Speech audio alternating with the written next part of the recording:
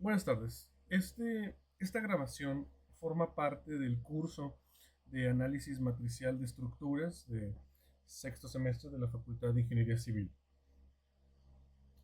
Este video es una breve introducción a una serie de videos en los cuales explicaremos la implementación de un algoritmo para implementar el método del elemento finito para el análisis de armaduras planas. En este video veremos de manera breve un resumen general de cada uno de los pasos que se llevarán a cabo en el programa. Luego existirán otros 3 videos en los cuales analizaremos a detalle cómo implementar cada uno de estos 3 módulos, que así los llamé, del programa utilizando el software SMath Studio. Bien, como pueden observar en este pequeño diagrama, todo el algoritmo está dividido en 3 módulos. El primero es el módulo de ingreso de datos, que es es aquella instancia en la cual el usuario, es decir, nosotros que estamos creando el software, vamos a ingresar todos los datos que el algoritmo necesita y en el orden en el que lo necesita para realizar el análisis de armaduras planas.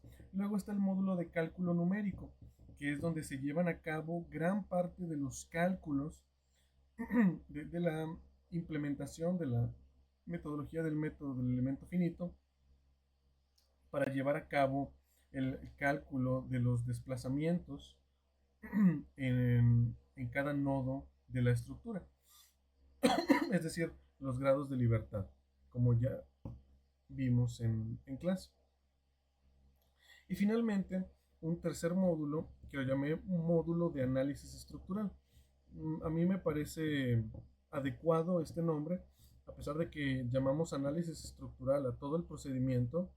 Yo considero que los otros 2 módulos están más centrados en la parte de matemática y de cálculo numérico, mientras que este tercer módulo está más centrado a analizar los resultados de este cálculo numérico y sí, en analizar los resultados para utilizarlos para entender el comportamiento de las estructuras. Es por eso que lo he llamado módulo de análisis estructural. Bien, comenzando con el módulo de ingreso de datos. Les recuerdo, repito, cada uno de estos módulos tendrá su propio video. En este módulo existen 5 componentes muy importantes, que son aquellos que nos permitirán a nosotros poder vaciar la información de un modelo matemático, de una estructura idealizada, en términos numéricos, en términos que el algoritmo pueda utilizar para llevar a cabo la lógica detrás de o la lógica necesaria para implementar el método del elemento finito tal y como lo vimos en clase. Entonces, uno de estos componentes es la matriz de coordenadas de los nodos. Es una matriz, como su nombre lo indica, que se llama CWRD, CWRD, y en mayúsculas. Reitero que en clase deberemos siempre seguir esta misma convención de, de nombres para no confundirnos. Esta matriz CORD es la que contiene toda la información de las coordenadas en X y en Y. Recuerden que estamos haciendo un análisis en el plano de cada uno de los nodos. Las coordenadas en X y en Y de cada uno de los nodos, así así como la información acerca de la restricción de los grados de libertad de cada nodo. Luego está el vector EM. El vector EM es un vector que contiene todas las propiedades de los materiales de nuestro modelo. En este caso nosotros utilizamos la propiedad del módulo de elasticidad como propiedad del material. Recordemos que estamos haciendo un análisis elástico lineal. Y este vector medirá tanto como materiales diferentes tengamos en nuestro modelo. Si yo estoy trabajando con una estructura que está conformada toda del mismo material, pues se vuelve evidente que este vector será un vector de uno por uno, será un vector con una sola fila, un solo elemento. Sin embargo, si llegásemos a trabajar con una estructura la cual está conformada por diferentes tipos de materiales, llámese acero, concreto, aluminio, madera, etcétera, pues entonces este vector EM será tan largo como materiales tengamos en nuestro modelo, en nuestra estructura. El siguiente elemento importante es el vector CP, el vector de propiedades de la sección. Este es un vector muy similar a el vector EM, en el sentido de que en él se conservan o se guardan todas las propiedades de la sección, de cada una de las secciones transversales de nuestra estructura individualmente. Es decir, recordemos que para el análisis de barras en tensión y en compresión,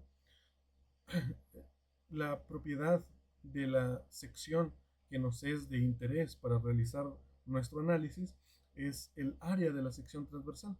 Entonces es precisamente esta propiedad geométrica la que guardaremos dentro del vector CP. Además de que, al igual que el vector M, será tan largo como diferentes secciones transversales tengamos en nuestra estructura.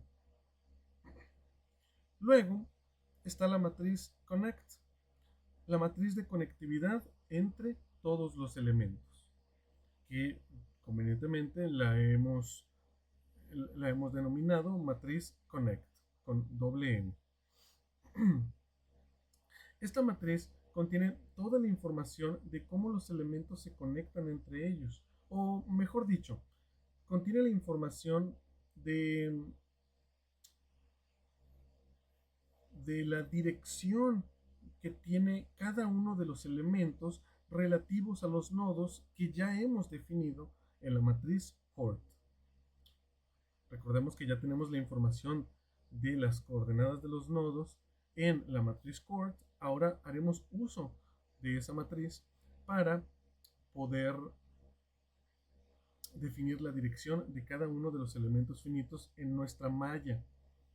Para esto es necesario nosotros ya contar con una malla, con nuestra malla de elementos finitos de nuestra estructura, para así poder asignarle a cada uno de nuestros elementos finitos un nodo de inicio y un nodo de fin, definiendo de esa forma la dirección de cada uno de ellos. Además, en esta misma matriz asignaremos qué material y qué sección transversal tienen dichos elementos. ¿Y de dónde obtendremos esa información? Evidentemente de los vectores EM y de los vectores CP, respectivamente. Vectores que ya hemos creado previamente.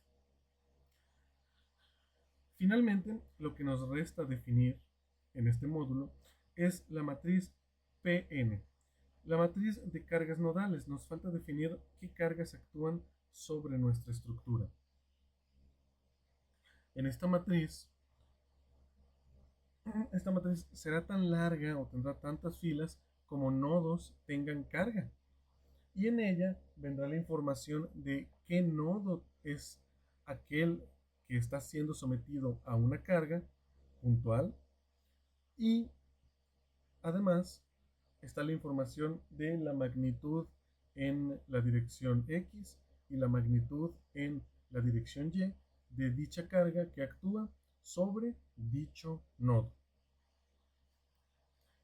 Entonces, todo esto es el módulo de ingreso de datos. Ahora, una vez ingresados los datos de manera ordenada y de haber, o mejor dicho, de haber construido nuestra malla de elementos finitos y haciendo uso de ella, haber llenado toda esta información, ahora procederemos a codificar el módulo de cálculo numérico, que nuevamente veremos a detalle en otro video. A grandes rasgos, en este módulo lo que hacemos es lo siguiente y de manera secuencial. Primero, calculamos las matrices de rigidez en coordenadas locales de cada uno de los elementos finitos. Nótese que ahora que llamamos a esta matriz de rigidez en coordenadas locales con una K minúscula y entre paréntesis una N. Eso quiere decir que es una función matemática. Una función matemática que nos arroja una matriz, la matriz de rigidez en coordenadas locales, pero más sin embargo depende de la variable independiente n, que en este caso representa el número de elemento finito. Es decir, para que nos entendamos en esta notación, KdN representa, lo hago más grande para que se pueda observar, representa la función K que arroja la matriz de rigidez en coordenadas locales del enésimo elemento. Por eso es muy importante en este módulo de ingreso de datos colocar la información de manera en la cual se explicará en su correspondiente video, para que estos cálculos puedan realizarse de manera correcta. Luego construimos una matriz de transformación de coordenadas. Igualmente, noten que está en función de n. Eso significa que haremos esto para todos y cada uno de los elementos finitos en nuestra malla. La teoría de por qué esto es necesario fue visto en clase. Después construiremos otra función, pero ahora llamada K mayúscula de n, que representa la matriz de rigidez global de cada elemento finito. Y esta es construida, por supuesto, en función de la matriz de rigidez en coordenadas locales y la matriz de transformación de coordenadas. Posteriormente, necesitamos ensamblar todas estas matrices de rigidez, necesitamos acoplar todos los grados de libertad de cada elemento finito, los grados de libertad liberados, y desacoplar los grados de libertad restringidos. Para esto utilizaremos una metodología conocida, una metodología que no es muy reciente, es una metodología antigua de los primeros años de la implementación de elemento finito, más sin embargo resulta efectiva para los cálculos que buscamos realizar.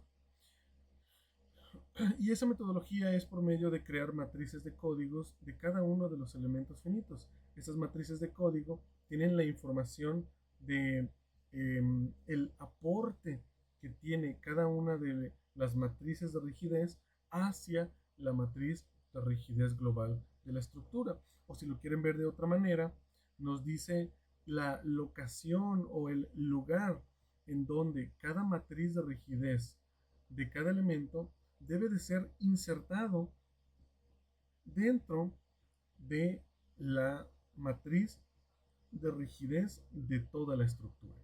Son dos maneras diferentes de verlo. Sin embargo, ambas nos llevan al mismo resultado. Ya que hemos construido estas matrices de código para cada elemento finito, nos resta construir la matriz S mayúscula. S por stiffness en inglés. Y esta es la matriz de rigidez de toda la estructura.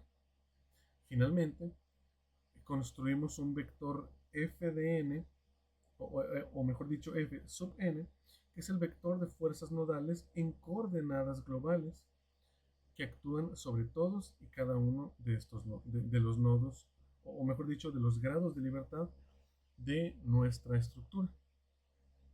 Para entonces calcular el vector de grados de libertad, el vector de desplazamientos.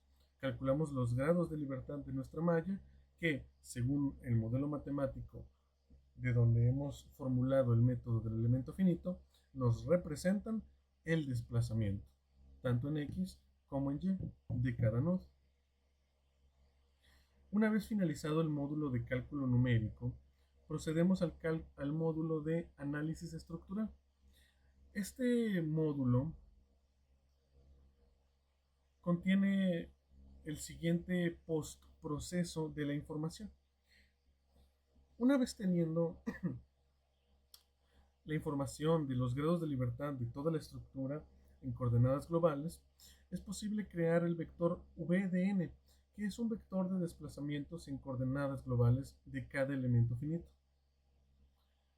Ahora podemos regresarnos a las coordenadas locales de cada elemento finito creando un vector u de n, que es el mismo vector de desplazamientos, pero ahora en coordenadas locales, para finalmente poder construir la solución de elementos finitos, aquella que construíamos multiplicando los grados de libertad por las funciones bases de nuestro elemento finito.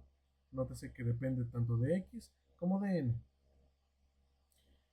Posteriormente, calcular la función de deformaciones unitarias, que no es otra cosa más que la derivada de los desplazamientos. En este caso lo he denotado con la letra E, sin embargo, nosotros utilizaremos la notación epsilon. Posteriormente, ya que he calculado la deformación unitaria en cada barra, según nuestro modelo matemático, y dado que las cargas actúan únicamente en los nodos y aplicando el principio de Saint-Venant, es válido asumir que la deformación es constante a lo largo de todo el dominio o toda la longitud de cada una de las barras, dado que la solución con elementos finitos es una función lineal, su derivada se volverá una constante. Por lo tanto, los esfuerzos también serán constantes a lo largo de cada una de las barras. Y para ello construimos la función de esfuerzos axiales. Nótese de nuevo que uso la letra S para esta presentación. Sin embargo, en la hoja de cálculo utilizaremos la letra romana sigma. Griega, mejor dicho. Para finalmente crear la función de fuerzas axiales resultantes internas, la fuerza interna axial resultante en cada barra, que no es otra cosa más que la integral en el área de la función de esfuerzo.